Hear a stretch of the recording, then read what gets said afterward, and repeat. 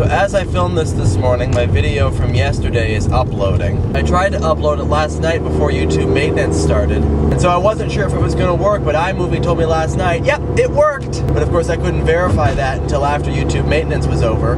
So I checked this morning, and lo and behold, no Vlogdriver video. And yet iMovie still continues to tell me, yep, it uploaded! You're good to go! Just another reason why iMovie 09 sucks.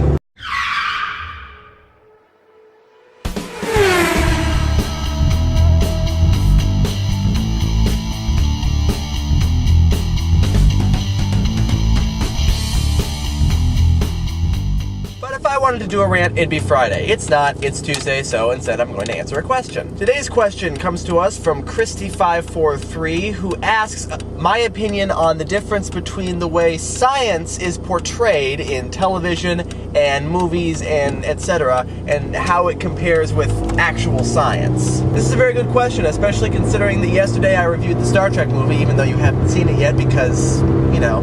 When I was in the 6th grade, and this was the top year at my elementary school at the time, it was the duty of the 6th grade class to do the morning announcements. And they always did this with a televised news broadcast. And they try to throw in little tidbits like, you know, on this day in history and all sorts of things like that. And they also had a special feature often at the end. As such, they asked me to come in and do science experiments, because at the time, science was my favorite subject, and I was good at it. And what I learned from that experience, and also now from teaching science, is that science is not as exact as Hollywood and our elementary school textbooks would have us believe. The thing about the way that science is portrayed in television and movies and whatnot is that it's always portrayed as the simple solution. Whatever problem they're facing, they can always find the solution through science. They also kind of portray science as being both complicated and simple at the same time. I mean, one of the things about Star Trek is that they'll often ramble off this, you know, futuristic scientific jargon that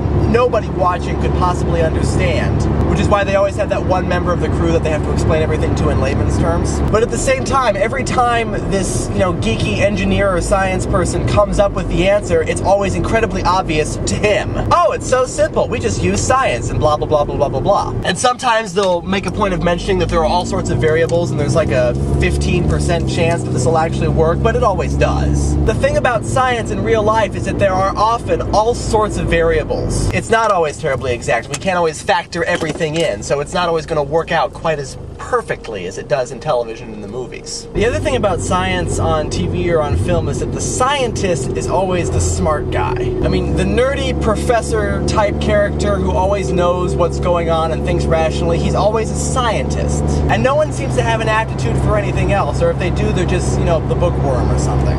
But it's always science. Science measures intelligence. And that is true, but so do other subjects. So that's what I think of science fiction versus science reality. What do you guys think? Based on movies and television shows that you've seen, how do you think that the television movie portrayal of science compares to actual science?